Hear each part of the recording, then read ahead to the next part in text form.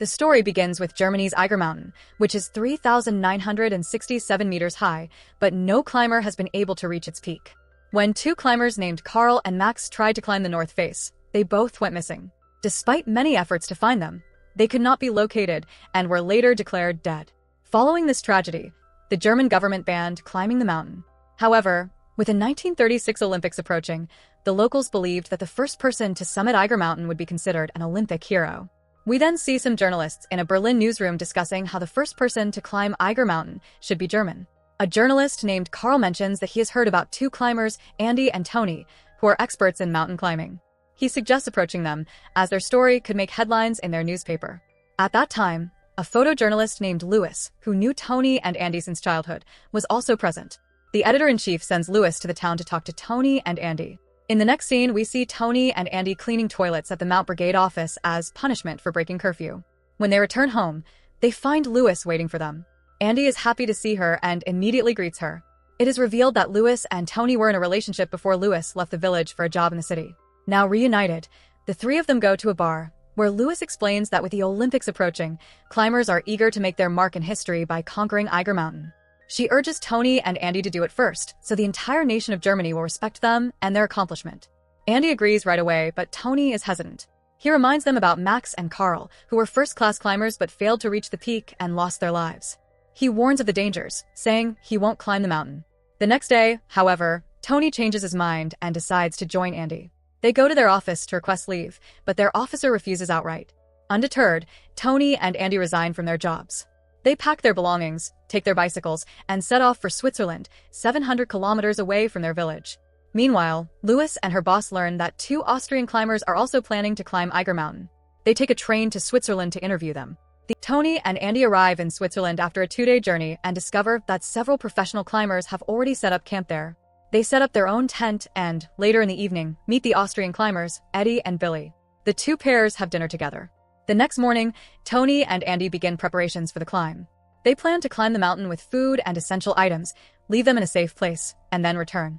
When they come back down, they see Louis and her boss interviewing the climbers. Louis is surprised to see Andi and Toni there because Toni had initially refused to come. The chief editor invites both climbers to dinner, and they all eat together. Before leaving, Toni meets Louis and gives her his diary. Toni explains that this time his return is uncertain, and he wants to ensure that his memories aren't lost if something happens to him, and says she will wait for his return. Later, Toni wakes Andi, pointing out that the weather is clear, making it the perfect time to get ahead of their competitors. The two set off at night to begin their climb. Shortly after, the Austrian climbers also wake up and follow them. By morning, Toni and Andi reach the point where they had stashed their supplies. As Andi is fixing a piton, some stones break loose and fall. One of the stones strikes the head of Austrian climber Henry, leaving him badly injured. Henry's partner, Eddie, suggests they return, but the Austrian team is under pressure from the military and cannot go back empty-handed. Andi warns them not to follow their route and advises them to find an alternative path.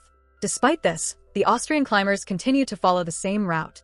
When the climbers reach 2,800 meters, they encounter another difficulty. There is no direct way to climb further from this point, so they must find an alternate route on the other side of the mountain. Andi comes up with the solution. He decides to hang from a rope and cross to the other side to tie a rope and establish a new route. This task is extremely risky, as hanging from a rope at 3,000 meters is incredibly dangerous, and a single mistake could be fatal. Despite the danger, Andi manages to complete the task successfully. Somehow, Andi reaches the other side of the mountain and creates a new path by tying a rope there. After this, Toni asks the Austrian climbers to join his team, and now all 4 climbers move forward together.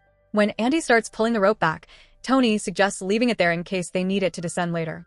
However, Andi is confident that they will reach the summit, so he retrieves the rope. All 4 climbers reach the second ice wall at an altitude of 3,100 meters.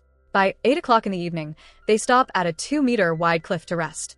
Toni remarks that if everything goes well, they will complete the climb the next day. The next morning, they wake up to extreme cold and thick fog. Toni realizes that a blizzard could strike at any moment, so they decide to move forward without wasting time. However, Billy's condition worsens due to his head injury, and he struggles to climb. Meanwhile, journalists observe their progress through binoculars. As they climb, Andi discovers a backpack buried in the snow, which belonged to one of the previous climbers. Hoping to find useful supplies, he starts digging. Toni joins him, and they eventually uncover the body of one of the earlier mountaineers, either Karl or Max. The team says a prayer for him, places his body in a bag, and lets it slide down the mountain. They resume their journey and reach an altitude of 3,350 meters.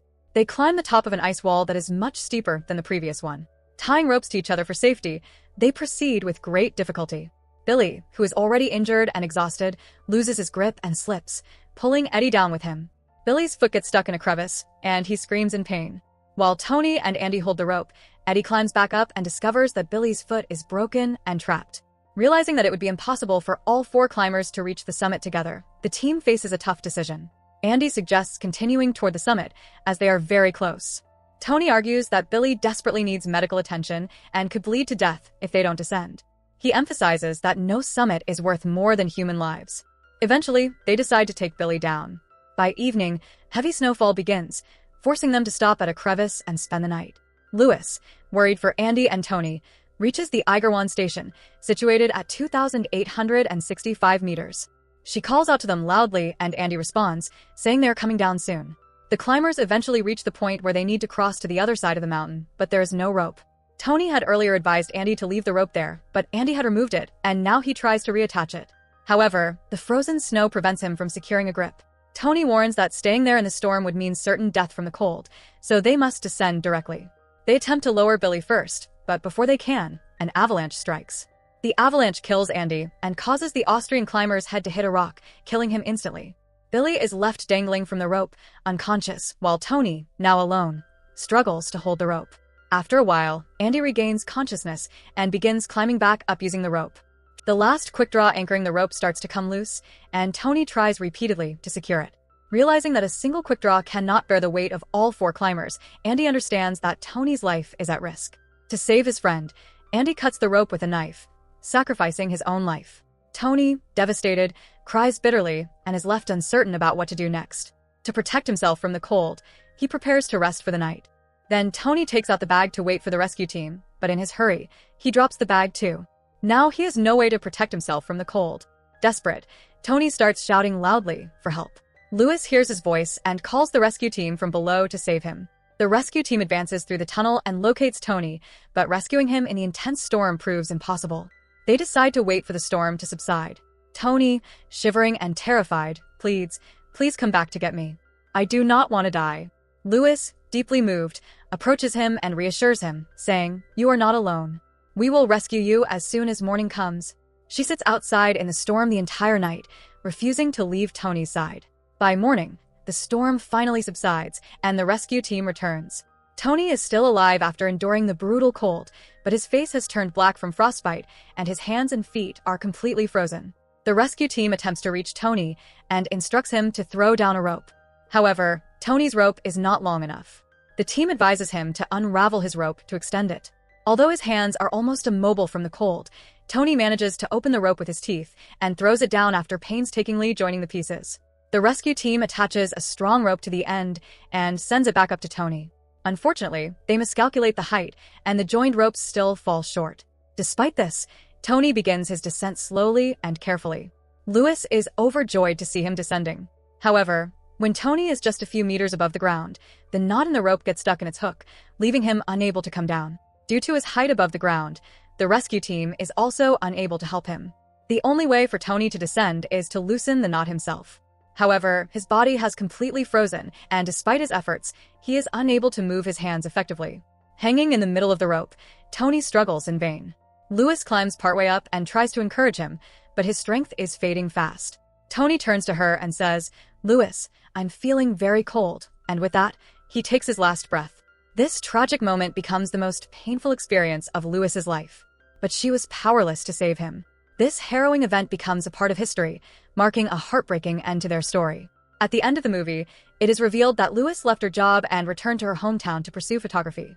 In 1938, Austrian and German climbers finally summit the Iger Mountain, following the same route charted by Toni and Andi. This is where the true story ends. So that's it. Hope you enjoy the story. Subscribe and press the bell icon for more videos.